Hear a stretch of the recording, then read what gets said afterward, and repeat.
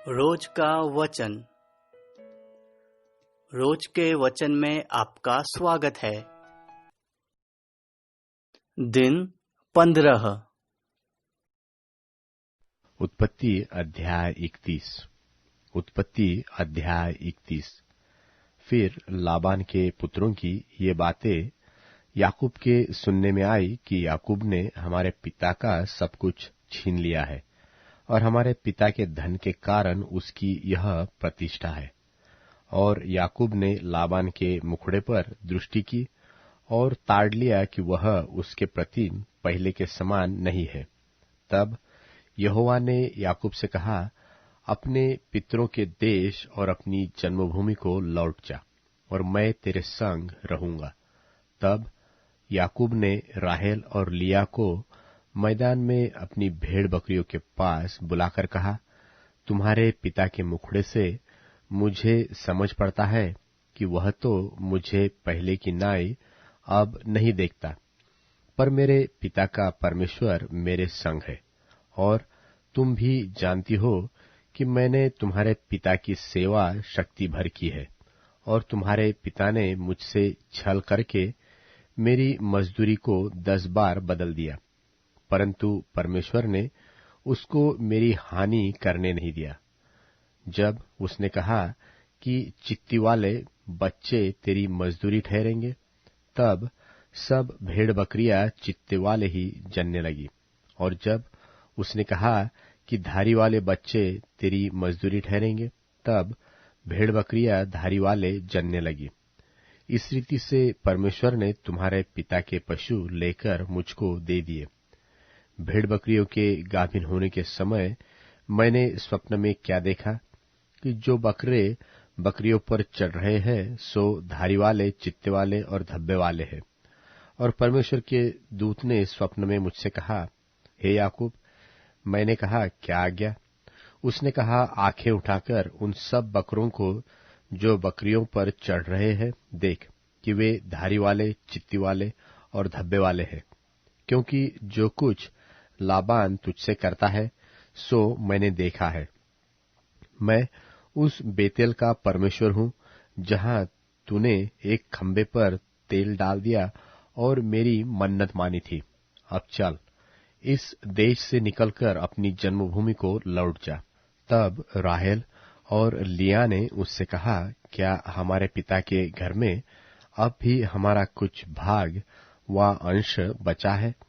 क्या हम उसकी दृष्टि में पराये न ठहरी?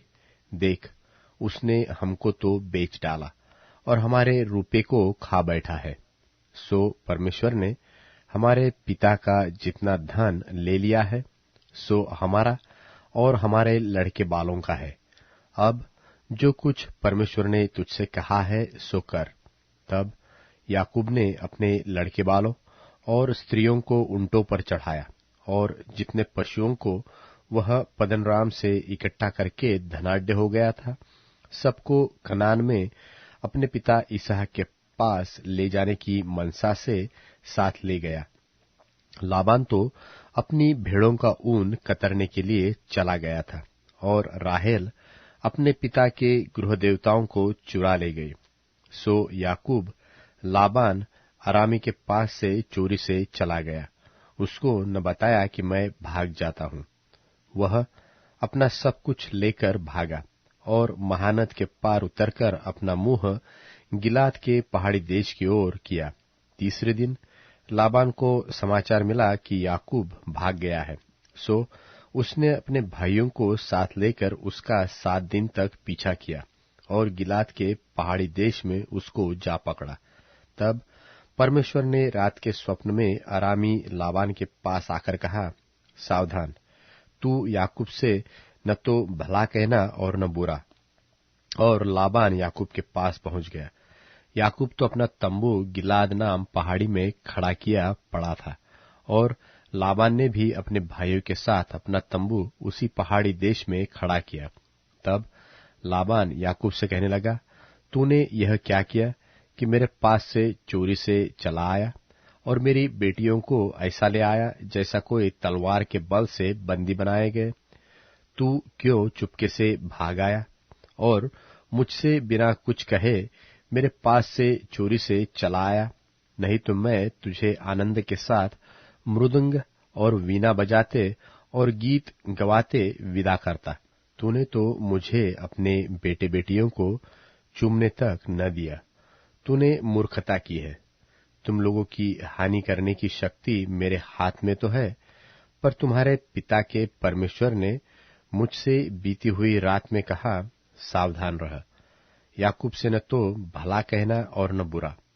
भला अब तू अपने पिता के घर का बड़ा अभिलाषी होकर चला आया तो चला आया, पर मेरे देवताओं को तू क्यों चुरा ले आया है?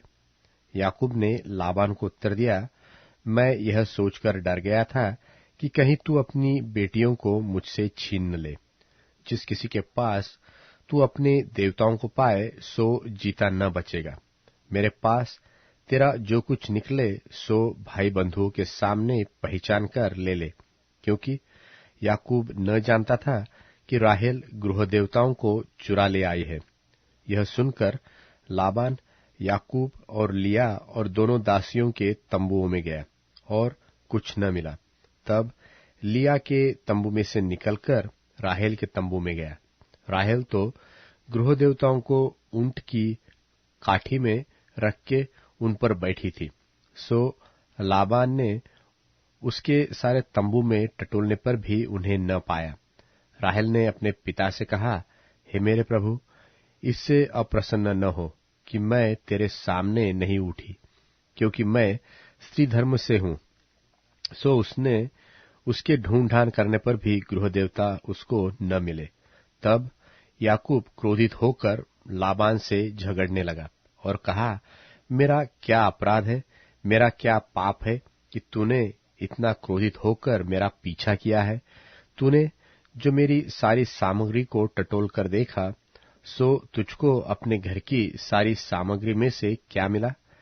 कुछ मिला हो तो उसको यहाँ अपने और मेरे भाइयों के सामने रख दे, और वे हम दोनों के बीच न्याय करें। इस 20 वर्षों से मैं तेरे पास रहा, इनमें न तो तेरी भेड़ बकरियों के गर्भ गिरे और न तेरे मेंढों का मांस मैंने कभी खाया। जिससे बनेल जंतुओं ने फाड़ डाला, उसको मैं तेरे पास न लाता था। उनकी हानि मैं ही उठाता था। चाहे दिन को चोरी जाता, चाहे रात को, तू मुझी से उसको ले लेता था। मेरी तो यह दशा थी कि दिन को तो मैं घाम और रात को पाला मुझे खा गया, और नींद मेरी आंखों से भाग जाती थी। 20 वर्ष तक मैं तेरे घर रहा। 14 वर्ष तो मैंने तेरी दोनों बेटियों के लिए और 6 वर्ष तेरी भेड़ बकरियों के लिए सेवा की, और तूने मेरी मजदूरी को 10 बार बदल डाला। मेरे पिता का परमेश्वर अर्थात इब्राहिम का परमेश्वर, जिसका भय इसहाक भी मानता है, यदि मेरी ओर न होता तो निश्चय तू अब मुझे छूछे हाथ जाने देता। मेरे दुख और मेरे हाथों के परिश्रम को देखकर परमेश्वर ने बीती हुई रात में तुझे दपटा। लाबान ने याकूब से कहा, ये बेटियां तो मेरी ही है, और ये पुत्र भी मेरी ही है, और ये भेड़ बकरियां भी मेरी ही है, और जो कुछ तुझे देख पड़ता है सो सब मेरा ही है। और अब मैं अपनी इन बेटियों व इनके संतानों से क्या कर सकता हूँ? अब आ, मैं और तू दोनों आपस में वाचा बांधे, और वह मेरे और तेरे बीच साक्षी ठहरे। तब याकूब ने एक पत्थर लेकर उसका खंबा खड़ा किया। तब याकूब ने अपने भाई बंधुओं से कहा, पत्थर इकट्ठा करो। यह सुनकर उन्होंने पत्थर इकट्ठा करके एक ढेर लगाया, और वही ढेर के पास उन्होंने भोजन किया। उस ढेर का नाम लाबान ने तो यज्र सहादु था, पर याकूब ने जिलियाद रखा। लाबान ने कहा कि यह ढेर आज से मेरे और तेरे बीच साक्षी होगा। इस कारण उसका नाम जिलियाद रखा गया, और मिस्पा भी, क्योंकि उसने कहा कि जब हम एक दूसरे से दूर रहे तब यहोवा मेरी और तेरी देखभाल करता रहे। यदि तू मेरी बेटियों को दुख दे व उनके सिवाय और स्त्रियां ब्याह ले, तो हमारे साथ कोई मनुष्य तो न रहेगा, पर देख, तेरे बीच में परमेश्वर साक्षी रहेगा। फिर लाबान ने याकूब से कहा, इस ढेर को देख और इस खंबे को भी देख, जिसको मैंने अपने और तेरे बीच में खड़ा किया है। यह ढेर और यह खंबा दोनों इस बात के साक्षी रहे कि हानि करने की मनसा से न तो मैं इस ढेर को लांघकर तेरे पास जाऊंगा, न तू इस ढेर और इस खंबे को लांघकर मेरे पास आएगा। इब्राहिम और नाहोर और उनके पिता तीनों का जो परमेश्वर है, सो हम दोनों के बीच न्याय करे। तब याकूब ने उसकी शपथ खाई, जिसका भय उसका पिता इसहाक मानता था, और याकूब ने उस पहाड़ पर मेलबलि चढ़ाया और अपने भाई बंधुओं को भोजन करने के लिए बुलाया। सो उन्होंने भोजन करके पहाड़ पर रात बिताई। बिहान को लाबान तड़के उठा और अपने बेटे बेटियों को चूमकर और आशीर्वाद देकर चल दिया और अपने स्थान को लौट गया।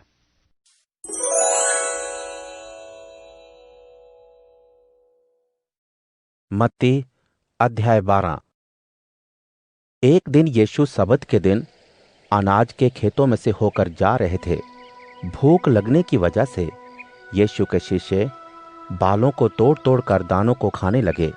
लेकिन फरीसियों ने देखकर कहा, देखिए यीशु, आपके शिष्य वही कर रहे हैं जो सब्त के दिन करना सही नहीं है। लेकिन यीशु ने जवाब में कहा, क्या तुमने ये पढ़ा नहीं है कि जब दाऊद और उसके साथी भूखे थे तब उन्होंने क्या किया था?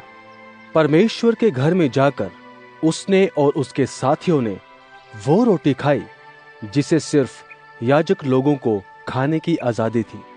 या क्या तुमने नियम शास्त्र में ये नहीं पढ़ा कि अगर सबत के दिन प्रार्थना भवन में याजक सबत को तोड़े तो भी निर्दोष ठहरते हैं?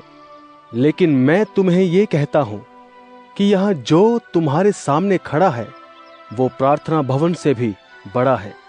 लेकिन अगर तुमने इन शब्दों मैं कुर्बानी नहीं दया चाहता हूं का मतलब समझ लिया होता तो तुमने बेगुनाह को दोषी ना ठहराया होता, क्योंकि मैं सबत के भी ऊपर हूं। वहां से जाने के बाद वह आराधनालय में पहुंचे।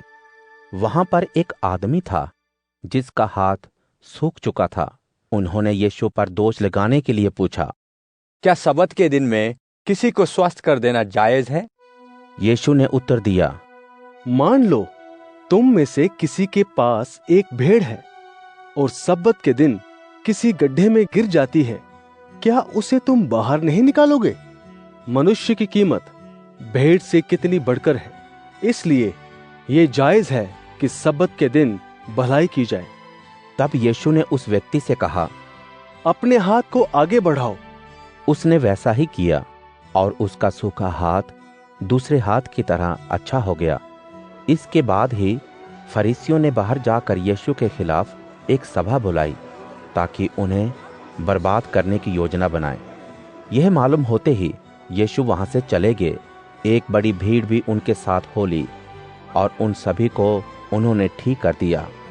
उन्होंने लोगों को यह भी कहा कि वह उनके बारे में अन्य लोगों को ना बताएं, ताकि यशायाह भविष्यवक्ता के द्वारा जो कुछ भी कहा गया था वह पूरा हो। वह ये कि मेरे प्यारे सेवक और प्रिय को देखो, जिसको मैंने चुना है और जिससे मैं खुश हूँ। मैं अपनी आत्मा को उस पर रखूँगा और वह गैर यहूदियों को न्याय की खबर देगा। वह ना झगड़ा करेगा, ना चिल्लाएगा, ना ही सड़कों पर कोई मनुष्य उसकी आवाज़ सुनेगा। जब तक वह जीत का फैसला ना सुना दे, वह कुचले हुए सरकंडे को ना तोड़ेगा और ना ही टिमटिमाती हुई बत्ती को बुझाएगा। गैर यहूदी उसके नाम पर भरोसा रखेंगे।